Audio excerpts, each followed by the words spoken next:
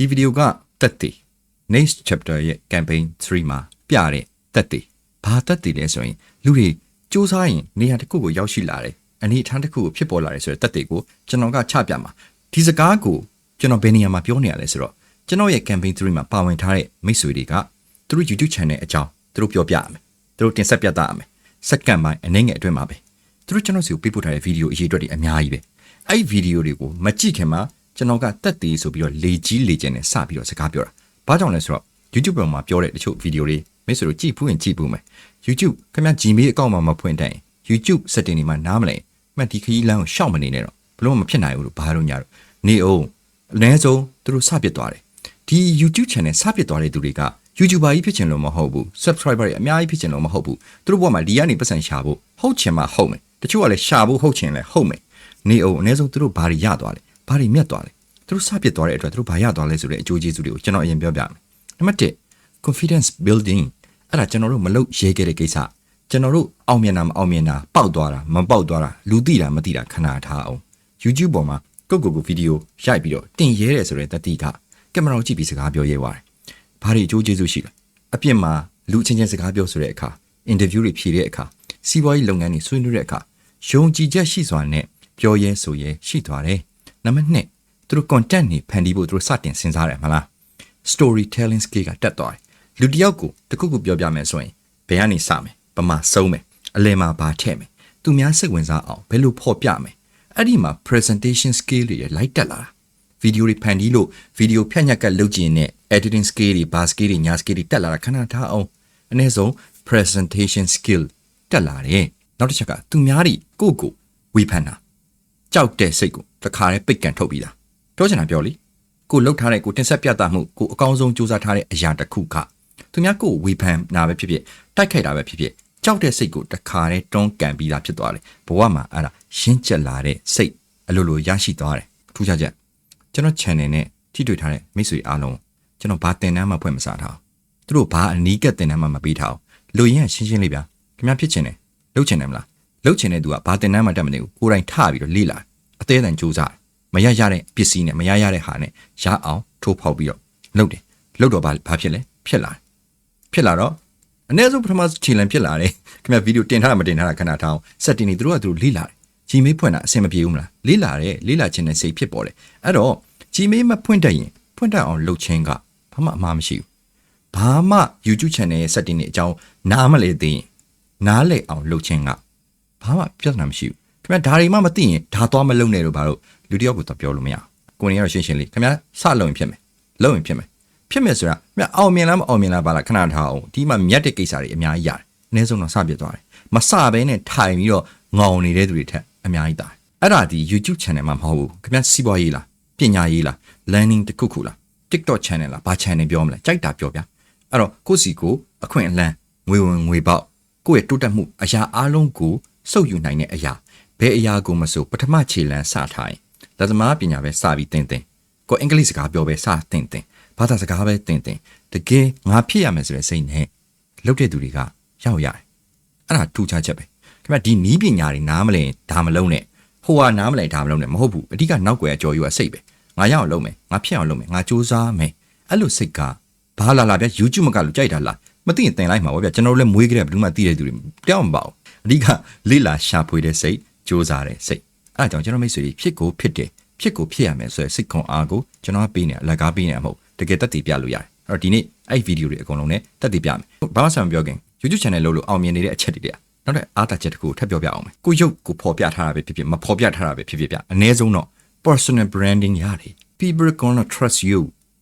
လူတွေခင်ဗျားပေါ်မှာလုံးဝ impress ဖြစ်လာမယ်ယုံကြည်လာမယ်ခင်ဗျား public မှာခင်ဗျားယုံကြည်နေဗီဒီယိုကြီးနဲ့တကယ်ချပြပြီးတကယ်လောက်ကင်နေတာ viewer ရှိတာ subscriber ရှိတာမရှိခဏနေအောင်ဒါပေမဲ့အနည်းဆုံးတော့သူစူးစမ်းတဲ့ပုံစံလေးဒီလိုပဲသူကဘယ်လိုပုံစံမျိုးလဲလူတိုင်းဝင်ဆက်ဆွလို့ရတယ်လို့ portfolio ကောင်းလာတယ်အဲ့တော့အလုပ်တွေပါသွားလျှောက်တဲ့အခါမှာလေအခွင့်အလမ်းပိုကောင်းတာဗောပတ်စံချမ်းသာတာမချမ်းသာနဲ့မဆိုင်ဘူးနော်အခုကိုနေလဲဒီ next chapter YouTube channel လောက်ထားရနော်ဘာရှိလို့လဲဗျာပွဲစားကလေးကင်မရာစုပ်ပြတ်နေတာပဲအတန်စုပ်ပြတ်နေတာပဲအမှားယွင်းအတိတ်ဆောင်နေနဲ့ကျွန်တော်ပြန်တင်ပေးတာကကျွန်တော်ကြည့်တဲ့သူတွေပြန်တင်ပေးတာလေကိုနေခင်ဗျအတန်မကောင်းခုလိုဖြစ်နေပါတယ်အော်အေးဟုတ်ပြီကျွန်တော်လိုက်ပြန်ဥမာကင်မရာမြင့်နေဆိုရင်ကျွန်တော်မောကြည့်ရလို့ဖြစ်နေကျွန်တော်တောက်ကြည့်ရနှိပ်လို့မရလို့ကျွန်တော်တောက်ကစုပ်နေလို့ထားပါတော့ဘလို့ပဲဖြစ်ဖြစ်သူတို့တွေပြောတဲ့အချက်လက်တွေက သူတို့တင်ပေးရလीသူတို့တင်ပေးတဲ့ audience ကတင်ပေးတဲ့ဟာပေါ်မှာမူတည်ပြီးတော့ကျွန်တော်ကလိုက်ပြီးတော့မှတခုချင်းစီလိုက်ပြုတ်ပြင်ရတာပေါ့ဗျာအဲ့ဒါကိုဝေဖန်တယ်လို့တော့ကျွန်တော်မခံယူထားဘူးသူတို့တင်ပေးတာကျွန်တော်တို့အဲ့တော့ဘာတွေကောင်းလာလဲ personal branding တွေကောင်းလာတယ်ဘာမှမရှိဘဲနဲ့စုပ်ပြတ်နှုံချခြင်းက personal branding ကိုမတက်တာမဟုတ်ဘူးမရှိရှိတာနဲ့စူးစမ်းပြနေလေကျွန်တော်တို့ရဲ့ personal branding ကတက်တယ်လူတိမတိလူကြည့်မကြည့်အဲ့ဒါကတက်တယ်နောက်တစ်ခု networking ကောင်းတယ်တယောက်နဲ့ network တွေရတယ်အခုကျွန်တော်လုံးဝသာအချိန်မပေးနိုင်လို့ကျွန်တော်မစီးုံစီခင်ကိစ္စနဲ့အမြဲတမ်းပြေးလွှားနေရလို့ comment မှတ်ထားတဲ့လူတွေအကုန်လုံးကျွန်တော်မိတ်ဆွေတွေပဲလीကျွန်တော် support ထားတဲ့လူတွေအကုန်လုံးကျွန်တော်မိတ်ဆွေတွေလीဗျာသူတို့နဲ့ပူးပေါင်းလို့ရတယ်အလုပ်တွေအတူတူတွဲလုပ်လို့ရတယ်သူတို့ကလည်းအလုပ်တွဲလုပ်ချင်ပါဆိုပြီးကျွန်တော်ကိုပို့ထားတဲ့စာတွေလည်းအများကြီးရှိတယ် comment တွေထဲမှာလည်းကြည့်စကားပြောချင်လို့ပါဘာညာစသည်ဖြင့်ရှိတယ်ကျွန်တော်ကဒီဘက်ကကင်ဆာနဲ့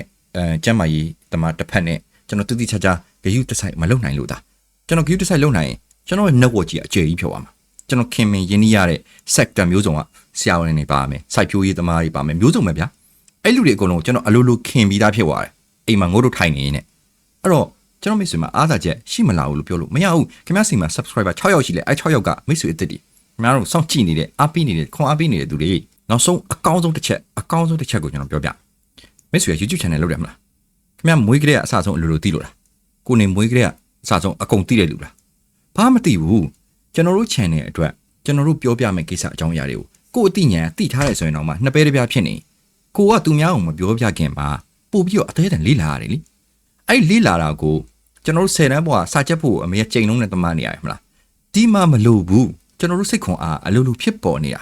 သူများအောင်ငါပြောပြချင်တဲ့အကြောင်းအရာတွေဒီအကြောင်းအရာလေးအဲ့ဒီအကြောင်းအရာကိုငါပြောမဲ့ဟာကမှန်ကောမှန်ရဲ့လားတိကျရဲ့လားဆိုပြီးတော့အချက်လက်တွေ၄၅နေရာလိုက်ဖက်ဗီဒီယိုတွေလိုက်ကြည့်လိုက်စုံစမ်းကိုယ်တိုင်စမ်းသက်ကြည့်ပြီးတော့မှဟုတ်တယ်ဆိုမှကိုပြန်ချပြမှာကိုအဲ့လိုပဲကာတွန်းလေးတွေဖန်တီးတဲ့သူဆိုတာလဲသူရသွားတဲ့အတွေ့အကြုံ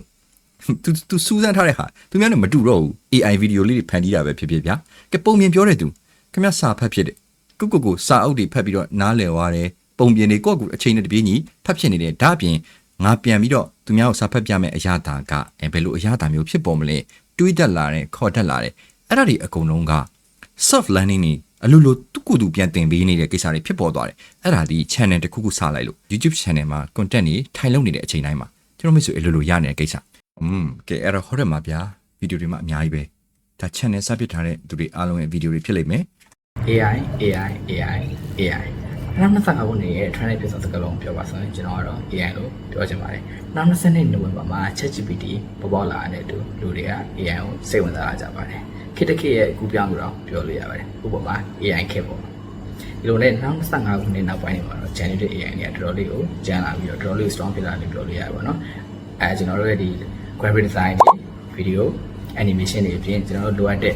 video editing clip တွေအတွက်ဒီလိုသုံးလို့ရတယ် video editing clip လေးတွေအပြင်ကိုယ်ပိုင် website တွေလုပ်နိုင်တဲ့အထိကိုတော်တော်လေးကိုကျန်းလာတယ်လို့ပြောလို့ရတယ်ပေါ့နော်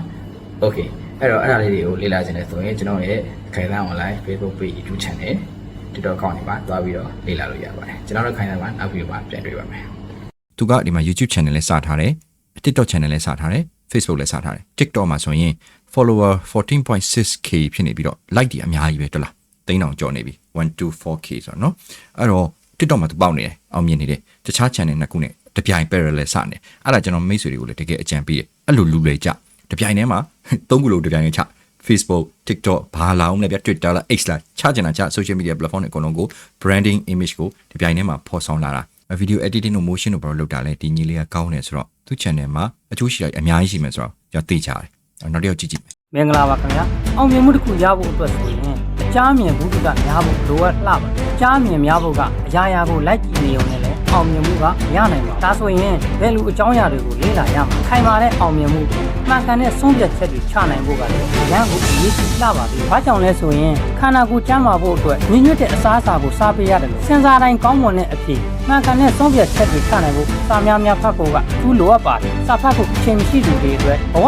အောင်မြင်ရေးနဲ့စိတ်ဓာတ်ခွန်အားရရှိဖို့နှစ်ပေါင်းများစွာစုစည်းထားတဲ့စာရေးဆရာများရဲ့နာမည်ကြီးစာအုပ်ပေါင်းများကိုဘာသာပြန်နှစ်ချုပ်ဝင်ရပေးနေတဲ့ကိုစန်း Wonderful Audio Book YouTube Channel လေးကိုဝင်ရောက်ကြည့်ရှုလေ့လာဖို့ဖိတ်ခေါ်လိုက်ပါတယ်ကျွန်တော်မိတ်ဆွေတို့ကိုသူ channel မှာခင်ဗျားကိုအလကားစာဖတ်ပြမယ်အဲ့ဒါပြောတာတကယ်ပြောရင်တော့ audio book ဆိုတာကျွန်တော်တို့စာအုပ်ကြီးကြည့်ပြီးတော့စာလေးတွေကိုဖတ်ဖို့အချိန်မရတဲ့သူတွေအတွက်တချို့ကအလွတ်လုံနေကြရတဲ့သူတွေရှိတယ်ကျွန်တော်မိတ်ဆွေတွေထဲမှာဆိုတော့ဒီလိုပဲဆက်ချုပ်နေနေတဲ့ jack ကလေးတက်ထားတယ်သူတို့ဖတ်ချင်တဲ့စာအုပ်ကိုဖွင့်ထားလိုက်တယ် ဖွင့်ထားပြီးတော့သူတို့နားထောင်တယ်သူများဖတ်ပြနေတယ်ဗျာကဲဘလောက်ကောင်းတဲ့ idea နဲ့ဘယ်လို channel လေးလဲမိုက်တယ်ကိုဆန်124 audiobook channel တဲ့ဒီမှာကြည့်နော်ကို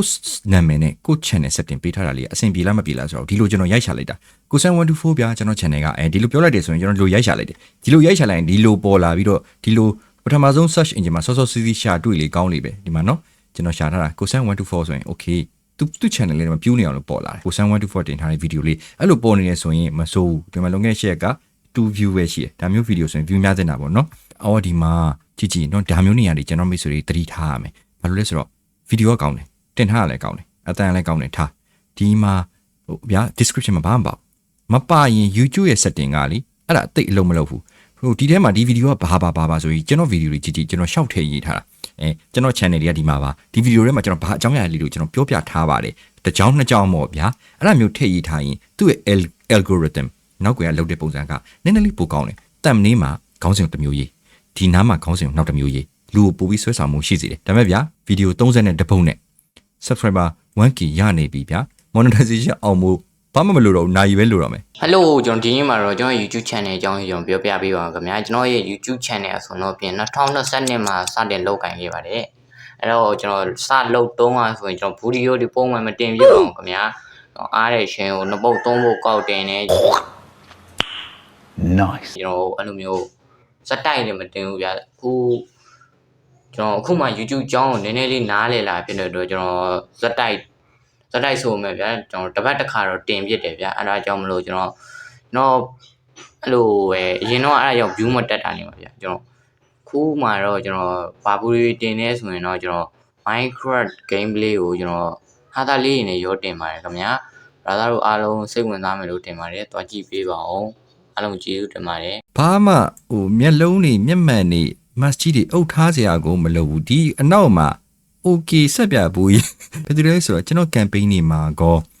ကိုဆိုင်မွန်တူတာရဲ့ campaign နေမှာကောဘယ်တော့လက်မလျှော့ဘူးသူ့ကိုကျွန်တော်ဒီတစ်ခေါက်မှာတော့ကျင်းသေးဇွဲစုအနေနဲ့တခုခုတော့ပေးမှရမယ်ဘယ်တော့မှလက်မလျှော့ဘူးမရှိတာနဲ့ရအောင်ရိုက်ပြီးတော့ဒီညီလေးလုံနေတာနော်မယုံရင်ကျွန်တော်အရှိ campaign 1 2တွေမှာတော့ကြည့်အဲ့ဒီ okay ဆက်ပြကြော်ညာဘူးကင်တာဘယ်သူလဲလို့ okay မြန်မာဟက်က subscriber 1192ယောက်ရနေပြီအမလီဟုတ်ဆရာဒီမှာ watch time က29နာရီရထားတယ် view က 5.3k တဲ့ okay မြန်မာဟက်ကဆိုတော့နာမည်တူများပုံရတယ်တလား plain လိုက်ရှာမယ်ဆိုရင်မပေါ်လာဘူးเนาะတခြားနာမည်ကြီးတဲ့ channel တွေပေါ်လာတယ်အဒီကောင်လားမသိသူလွန်ခဲ့တဲ့3နှစ်ကလေးကဒါလေးတွေ Minecraft လေးတင်နေတာဒါထင်တယ်เนาะ Minecraft video တွေကို Minecraft game ဆော့ပြတာတွေကိုတင်ထားတာဒီ channel လို့ထင်တာပဲဘာလို့လောက်အောင်မလဲဆိုလी content idea ကိုပြန်ပြီးစဉ်းစား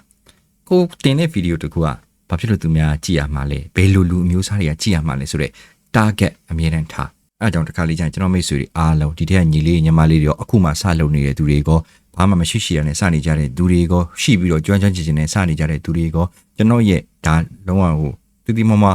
ဘုဒ္ဓတာလေးနဲ့ကျွန်တော်ပြန် share ပေးတာပေါ့ဗျာကျွန်တော်အသိဉာဏ်မတော်တစ်ခေါက်နဲ့ share ပေးတဲ့အတွေ့အကြုံပေါ့ target ကို YouTube မှာမျိုးစုံထားကိုကဘာ channel ဖြစ်ဖြစ်မျိုးစုံထားလို့ရတယ်ဥပမာတချင်းဆိုလဲဆရာဝန်တွေကြိုက်မဲ့တချင်းလူကြီးကြိုက်မဲ့တချင်းလူငယ်ကြိုက်မဲ့တချင်းမျိုးစုံ target အစုံအင်္ဂလိပ်စာဆိုလဲလူကြီးတွေအတွက်ဝေါ်ဟာရအဖွားကြီးတွေဆရာဝန်တွေအတွက်ဝေါ်ဟာရစက်ရုံလုပ်သားတွေအတွက်ဝေါ်ဟာရမျိုးစုံပဲစက်တောက်ကိုမျိုးစုံခွဲပြီးတော့ထား audience ကို target audience ကိုနည်းနည်းလေးလူလေကြရတယ် game channel တင်တယ်ထားကွာ game channel တော့တင်တယ် game လေးတွေစောပြတယ်အဲ့ game လေးတွေစောပြတာကိုစိတ်ဝင်စားတဲ့ကလေးတွေကဥပမာ Minecraft ဆိုရင် Minecraft ပဲစိတ်ဝင်စားတဲ့သူပဲပေါ်လာမှာလीကျွန်တော်ပဲအခုလိုမပြောရတဲ့လုပ်ငန်းမှာဖြစ်ဖြစ်မပြောရတဲ့ပုံမှာဖြစ်ဖြစ်နေနေရတာအငင်းငွေနေပြီလားမပြောတော့ဘူးလားစိတ်မညစ်ပါနဲ့ကျွန်တော်မိတ်ဆွေဒီဟာတွေကတစ်ချိန်ကျရင်ကျွန်တော်တို့ပြောပြကောင်းတဲ့ပုံငယ်ဖို့ဖြစ်နေအကျဉ်းရှိနေခဲ့ပါကျွန်တော်မိတ်ဆွေလူချင်းတဲ့ຢာတွေအတွက်ကျွန်တော်မိတ်ဆွေတလောက်တော့ပြီးစားပါလိမ့်မယ်ကျွန်တော်မိတ်ဆွေလှုပ်ချင်တဲ့ຢာတွေလောဖို့အတွက်မလှုပ်ချင်တဲ့ຢာတွေကိုအရင်တော့ပါလိမ့်မယ်ကျွန်တော်တို့ဘွားနေနေလို့ပါပဲအများတိုင်းမောင်းမိုင်းမနေပါဘူးကျွန်တော်အလင်းအောင်တွေထွက်ပေါ်လာတော့ပ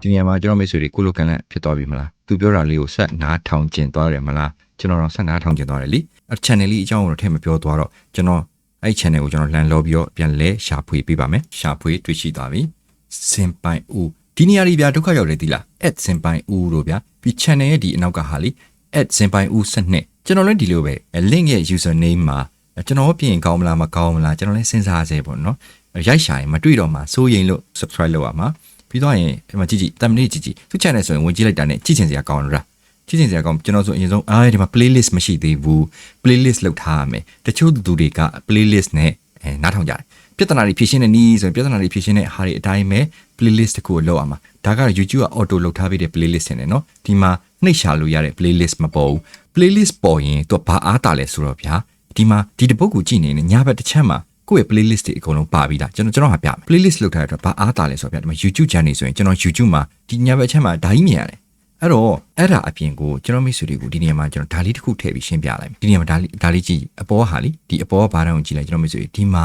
playlist ပါတဲ့အတွက်ဒီမှာ and list ဆိုတာဟာရှိတွေ့လားအဲ့ဒီမှာဒီနေရာကလी and ရဲ့အနောက်ကဟာကိုကူးလိုက်နော်ဒီအနောက်ကနော် and list ဆိုတဲ့ဟာကိုကူးလိုက်ကူးပြီးတော့ရင်ဒီနေရာမှာခဏထားလိုက်အဲ့ဒါပြီးကိုပြချင်တဲ့ playlist ပေါ့အဲ့ဒါဘာ playlist လဲကျွန်တော်ရဲ့ဒီမှာထားပါတော့ my YouTube channel ဆိုတဲ့ playlist ကြီးပေါ်လာမယ်ထားပါတော့ဗျာစင်ပိုင်ဦးကသူ့ဗီဒီယိုလေးကိုသူဖန်တီးနေတယ်သူ Facebook မှာပြန် share တော့မယ်သူတနေရာမှာပြန် share တော့မယ် TikTok မှာပြန် share တော့မယ်ဆိုရင်ပုံမှန်လောက်တာဒီဘော link ကိုကူးတာမလား link ကိုကူးလိုက်ရင်ဒါကို control C ကဒီမှာတက်နော်အဲ့ဒါစင်ပိုင်ဦးရဲ့ဗီဒီယိုကနေကူးလာတဲ့ link လေးအဲ့ဒီ link ကိုအနောက်မှာကိုကြိုက်တဲ့ playlist တွဲလို့ရတယ်ထားပါတော့ကျွန်တော် playlist ကိုကျွန်တော်တွဲပြီးလိုက်မယ်ဒီနားမှာကူးထည့်လိုက်ပြီကူးထည့်လိုက်ပြီးတော့ကျွန်တော်ဒီ link တစ်ခုလုံးကျွန်တော်ကူးချလိုက်မယ်နော်ပြီးရင်ကျွန်တော် tab တစ်ခုအသက်ဖွင့်လိုက်မယ်အဲ့ tab တစ်ခုမှာကျွန်တော်ခုန link ကိုကျွန်တော်ထည့်လိုက်ပြီစင်ပိုင်ဦးရဲ့ဗီဒီယိုတက်လားစင်ပိုင်ဦးရဲ့ဗီဒီယိုမှာညဘက်အချက်မှာ playlist ကကျွန်တော် playlist ကြီးလာပေါ်နေတာကျွန်တော်မိတ်ဆွေကိုဗီဒီယိုကိုလေကို playlist ကြီးတော့ထည့်လိုက်လို့ရတယ်ဒီမှာနော်စင်ပိုင်ဦးရဲ့ဗီဒီယိုကိုဒီညဘက်ဘာမှမဆိုင်နဲ့ကျွန်တော်ရဲ့ playlist တက်နေတာအဲ့ဒါ link ကိုနည်းနည်းလူလေကြတဲ့နီးပေါ့ဗျာအဲ့ကြောင့်ကျွန်တော်မိတ်ဆွေ YouTube video share တဲ့အခါမှာကိုဗီဒီယိုလေး share ရင်ကိုဗီဒီယိုရဲ့ link လေးရဲ့ဒီအပေါ်မှာကြည့်ကြည့်နော်ကိုဗီဒီယိုရဲ့ link လေးရဲ့ပြီးတော့ and ဆိုပြီးတော့အနောက်ကနေလေဒီ list ဆိုတဲ့ဟာရဲ့ကိုယ့်ရဲ့ playlist ကိုကောက်ထည့်ပေးလိုက်ကြည့်တဲ့သူကဗီဒီယိုလေးကြည့်နေမယ်ညဘက်အချမ်းသူဘာတွေတင်ထားရလဲဆိုတာကိုလည်းဆက်ကြည့်နေမယ်အဲ့တော့ view ပို့ရတာပေါ့ဗျာ Welcome to English Bestie Diary သမီးကအင်္ဂလိပ်စာလေ့လာနေတဲ့သူတယောက်ပါစာသင်ရတာဗီဒီယို editing လုပ်ရတာကိုအရန်ဝါသနာပါပါတယ်ဒါကြောင့်ကိုဝါသနာပါတဲ့အရာတွေကိုလုပ်ရင်းအခြားသူတွေအတွက်အကျိုးရှိအောင်အင်္ဂလိပ်စာသင်တဲ့ YouTube channel လေးတစ်ခုစချင်ခဲ့တယ်ဒါပေမဲ့ကို confident မရှိခဲ့ဘူးနောက်ပိုင်းမှာ next chapter with Connie ဆိုတဲ့ YouTube channel လေးကိုတွေ့ခဲ့ပါတယ်ဒီ next chapter ကဗီဒီယိုတွေကိုနားထောင်ပြီးတော့ motivate ရပြီး English Bestie Diary ဆိုတဲ့ YouTube channel လေးကိုစပြခဲ့ဒီ English Bestie Diary YouTube channel လေးမှာတော့grammar vocabulary pronunciation for skill နဲ့ sub style guide လေးတွေကိုအခမဲ့မျှဝေပေးသွားမှာဖြစ်လို့သမီးရဲ့ YouTube channel လေးကို like and subscribe လုပ်ပေးကြပါအောင်ရှင် Thanks for watching ဒီသမီးလေးမှကျွန်တော်မသိဘူး English Bestie Diary ကအရန်မိုက်တယ် English Bestie Diary သူလဲကျွန်တော်နဲ့ပြဿနာချင်းအတူတူပဲတခြားခုနရှေ့ညီလေးနဲ့ပြဿနာချင်းအတူတူပဲဒီမှာရှိနေတာ English Bestie Diary ကျွန်တော် subscribe လုပ်ထားပြီးသားအဲ့ဒါကိုရိုက်ရှာရင်ဘာဖြစ်လို့မပေါ်တာလဲဒီလိုရိုက်ရှာလို့မပေါ်ဘူးဒီလိုရိုက်ရှာကြည့်အောင်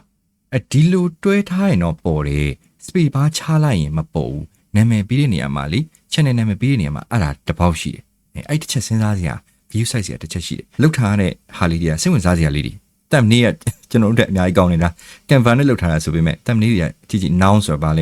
ေသိတဲ့နာပေါ့ဗျအခုခိတ်ကလေးတွေတော့မေးကြည့် ABCD ဘယ်နှလုံးရှိလဲကျွန်တော်မသိတော့ဒါတွေနားလည်ထားတော့ဘာအားတာလဲဆိုရင်ဤပညာတွေမှာအကုန်အားတာပါတယ်ဘာလို့လဲဆိုအင်္ဂလိပ်တွေကသူတို့စထွင်တာတွေမြန်တာဟုတ်သူတို့ကစပြီးဖော်ထုတ်တာဆိုတော့သူတို့ဟာတွေအကုန်လုံးကျွန်တော်အချိန်နဲ့တပြေးညီလိုက်ဖတ်နိုင်တယ်လိုက်လေးလာနိုင်တယ် AI ဆိုတာလည်းဒီလိုပဲအင်္ဂလိပ်စာလေးသူများတက်ကျွန်တော်နည်းနည်းလေးပပလေးပိုနားလေတယ်နည်းနည်းလေးပြောတတ်ဆိုတတ်အဲ့လောက်နဲ့သူများတက်လေးလာတဲ့အခါမှာကျွန်တော်ပို့ပြီးမြန်တာအဲ့ဒါအထူးတလည်းမဟုတ်ဘူးလေအင်္ဂလိပ်စာလေးအခြေခံလေးတွေလိုက်လေးလာထားလို့အဲ့တော့ဒီကလေးလေးဒီလိုတင်တဲ့ဟာမျိုးတွေကိုကျွန်တော်တို့ကအားပေးတင်တာပေါ့သူဆိုဘယ်လောက်ဖြစ်နေပြီလဲအဲ့ဒီ47 view လွန်ခဲ့တဲ့2ရက်ကတင်တဲ့ဟာဒီ47 view ရနေပြီဆိုရင်တော်တော်လေးကိုအခြေအနေကောင်းနေပြီဘာလို့လဲဆိုတော့ကိုနေ့ရဲ့ဗီဒီယိုတမီလေးတို့ပြန်ကြည့်ရင်အဲ့တော့ subscriber 6ယောက်နဲ့လीကိုနေ့အဲ့ဒါကိုထခုံနေတာအဲ့ဒါမှကောင်းတယ်ဝမ်းသာနေတာဒီမှာကြည့်ကြည့်100နားကတ်လာပြီ200နားကတ်လာပြီ view တွေက36ပုတ်ပဲတင်ရသေးတယ်မစိုးဘူး shorts တွေလည်းတင်ပုံရတယ်ဟဲ့လားshorts လေးဆိုကြည့်ဘာမှမကြည့်ရသေးဘူးကျွန်တော်ကြည့်ချင်စရာကောင်းနေပြီ channel တစ်ခုဆိုအဲ့လိုဖြစ်နေရမှာအဲ့တော့တယောက်တည်းလုတ်တာလားဘေးနာဝိုင်းဝန်းကူပေးတဲ့သူတွေရှိရလားဘယ်လိုလုပ်ဗျာခလေးလေးတယောက်အနေနဲ့ဒီလို present လုပ်နိုင်တယ်ဒီလိုပြောနိုင်တယ်ဘေးနာဦးလေးတွေအတော်တွေအကိုတွေအမတွေကဝင်းရံပြီးတော့ဒါမျိုးဝိုင်းကူပေးနိုင်တယ်ဆိုရင်ပိုကောင်းတာပေါ့ကြည့်သူစလူလဲကြတတ်တယ်နော်ဒီမှာကပ္ပဆရာများနေတို့ဘာတို့ trend ပေါ်မှာလဲ like တက်သေးတယ်အနေထားပေါ်မှာသတင်းချုပ်ဆိုကြည့်သတင်းချုပ်အကြောင်းအရာလေးနဲ့သူ trend ပေါ်မှာမူတည်ပြီးတော့တော်တော်လေးကိုအနေထားကြည့်တတ်တယ်ပေါ့ဗျအကဲခတ်တတ်တယ်ပေါ့ပွဲဖြစ်နေတဲ့ဟာနဲ့မတက်ဆိုင်ပေမဲ့သူနဲ့သက်ဆိုင်တဲ့ topic တစ်ခုခုအဲ့လိုချိန်ဆအခုဒီနေ့ဆိုလာပြနေဗျာ ကျွန်တော်ဒီဗီဒီယိုရိုက်နေတဲ့အချိန်မှာဆိုလာပြည့်နေပေါ့နော်လာပြည့်နေနဲ့ပတ်သက်ပြီးတော့အင်္ဂလိပ်စာကိုဘယ်စကားလုံးတွေဘယ်လိုပြောတယ်ဆိုတဲ့ဟာမျိုးကို trend နဲ့အမိတင်ရင်သူကရိုက်ရှာတဲ့သူများတဲ့အကြောင်းအရာကကိုဗီဒီယိုကသွားပြီးကက်ပေါ်တတ်တယ်အဲ့ဒီအချိန်မှာ view ကတက်သွားတတ်တယ်အားပြီးကြနော်မိတ်ဆွေတို့ဒီကလေးလေးအရင်တော်တယ်မယုံဝင်ကြည့်ကျွန်တော်ဖွဲ့မပြဘူးတမင်ခင်ဗျားတို့သွားရှာပြီးတော့ကြည့်စေချင်လို့ ပထမဆုံးကိုနေကိုကျေးဇူးတင်ပါတယ်ဗျာကျွန်တော် channel က TikTok မှာအရှင်စပြီး AI နဲ့စအုပ်တွေကို notebook LM မှာ audio ထုတ်ပြီး podcast video AI နဲ့စလုပ်တာပေါ့ဗျာအချိန်လဲပေးပြီး view နည်းနေတဲ့အချက်ကိုနေရဲ့ AI sharing video ကိုကြည့်လိုက်ရတယ် Google Cloud Skills Boost က VO3 video ထုတ်လို့ရတယ်ဆိုတော့လုံနေပါညာ YouTube မှာမှုနောက်ရှာတာပေါ့ဗျာ AI videos လေးတွေကြည့်ရင်စိတ်ပျော်ရွှင်ခြင်းရင်တော့ကျွန်တော်ရဲ့ YouTube channel နဲ့ TikTok ကိုလာကြည့်ပေါ့ဗျာ AI knowledge sharing တွေသိချင်ရင်တော့ကိုနေရဲ့ next chapter with Kone channel ကိုကြည့်ကြပါဗျာကျွန်တော်ကိုနေရဲ့ကျေးဇူးနဲ့ AI videos တွေလုပ်ရင်ဝန်ထမ်းအလုပ်ကိုရှာတဲ့လက်စာထက်9ဆလောက်ဝန်ထမ်းလုပ်ရင်ကိုအားတဲ့အချိန်လုပ်ရင်ရှာနိုင်နေပါပြီ TikTok monetization နဲ့နေလဲရနေပါပြီဗျ YouTube နေရကနင်းနေပါပြီကျွန်တော်ကိုနေလိုမျိုး campaign လေးလုပ်ချင်ပါတယ်ကိုနေနဲ့အတူတူဒီဗီဒီယိုကြည့်နေတဲ့သူအားလုံးကို Gemini Pro 1 year account အယောက်30စာကိုပေးချင်ပါတယ်ကျွန်တော်က website တွေ application တွေရေးဘူးတဲ့အတွေ့အကြုံလည်းရှိပါတယ်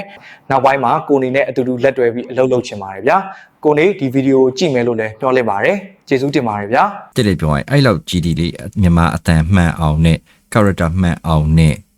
စာရန်ထူတာနဲ့ကျွန်တော်မလုပ်တတ်ဘူးဘာလဲလို့ပါလဲဘလို့ပဲဖြစ်ဖြစ်အရင်မိုက်တော့ကျွန်တော်မိတ်ဆွေတို့သူက campaign တော်မှလုပ်ပြီးတော့ပြန်ပေးခြင်းတည်တယ်တဲ့ Gemini Pro တွေကိုလက်ဆောင်ပေးခြင်းနဲ့ဆိုတော့ကျွန်တော်ဒီညီလေးနဲ့ဆက်သွယ်ရမှာပေါ့လေဝမ်းသာစရာကြီးဗျာအဲ့လိုပေးခြင်းနဲ့စေတနာရှိတဲ့သူတွေတွေ့တော့လေအဲ့တော့ကျွန်တော်ဒီ AI podcast Burmese ကညီလေးကိုဆက်သွယ်ပြီးတော့ campaign တူလုပ်ကြမယ်လေအဲ့ဒါမျိုးလုပ်ရပြောဖို့ကောင်းတယ်အဲ့တော့သူစီမှာဆိုရင်ဒီမှာကြည့် TikTok မှာဆိုရင် 71.5k follower ပြီးတော့ like က 1.3 million ရနေပြီကျွန်တော်မိတ်ဆွေတွေဒါစူးစမ်းထားတာကြားပြီထင်တယ် AI podcast Burmese တဲ့ YouTube အင်ရှာကြည့်အောင်နော်ကျွန်တော်တို့ကအရင်မြန်ဆန်တဲ့ internet တွေသုံးရတယ်ဆိုတော့သိတယ်မလား YouTube ပဲရိုက်ရှာထားတာနည်းနည်းလေးပုံမြန်သလားလို့ပြပြတာဗျာ hang ကတော့ခဏပြုတ်ကြတယ်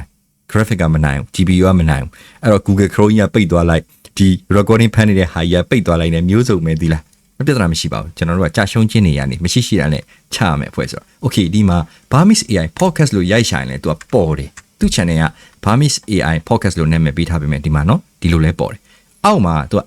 @AI podcast Burmese အဲ့ပြောင်းပြန်ရိုက်ရှာ AI podcast ကျွန်တော်ဒီမှာရိုက်ရှာထားတာကြည့်နော် AI podcast Burmese ဆိုလဲပေါ်တယ်တော်လားဒီမှာ channel ကပေါ်လာပြီးသူတင်ထားတာတန်းစီပြီးပေါ်လာတယ်ကြည့် channel ကိုနော်ကျွန်တော်မိတ်ဆွေoldest video ကြည့်အောင်သူဘယ်အချင်းစတင်တာလဲလွန်ခဲ့တဲ့4လစတင်ထားပြီးတော့ 2.28k subscriber ရနေပြီးတော့ video ပေါင်း188 video set consistency ကိုကြည့်နော်တစ်လအတွင်းမှာသူတင်သွားတဲ့ video အပုတ်ကြီးဘယ်လိုဖန်တီးသွားတာ AI video တွေဖန်တီးတယ် AI podcast တွေဖန်တီးတယ်နောက်တစ်ခုကြည့်အောင်သူဘာတွေ popular ဖြစ်လဲ148k view TikTok ဆိုရင် effect မထည့်ဘဲနဲ့မစော့နိုင်ဘူးလို့ဘာလို့ညာတို့တွေ့လားအဲ့တော့ trend ကိုမိအောင်လိုက်နိုင်တယ် shorts ကိုကြည့်အောင်တက်ရက်နေတာပဲဗျာသူများ channel တွေကျွန်တော်တို့နဲ့ဘာမှမဆိုင်ဘူးဒီလို channel ရဲ့ trend ကိုဖြစ်လာမှာစိတ်ဝင်စားတာဟုတ်ဗျခလီလီတွေဆိုလေကြည့်ချင်မှာပဲလीအခု Sora ဆိုရင်သူ Sora ကိုစမ်းပြထားတာ Sora ရဲ့ quality ကျွန်တော်နှိပ်မပြဘူးเนาะအဲ့ဒါခင်ဗျားတို့သွားပြီးဝင်ကြည့်ကြအောင်လို့ကျွန်တော်နှိပ်ပြီးတော့ဖွင့်မပြတော့ဘူးဒီမှာစိတ်ဝင်စားစရာလေးတွေအများကြီးเนาะဒီမှာ playlist ကိုကြည့်လိုက်AI comedy ဆို comedy ဟာတာ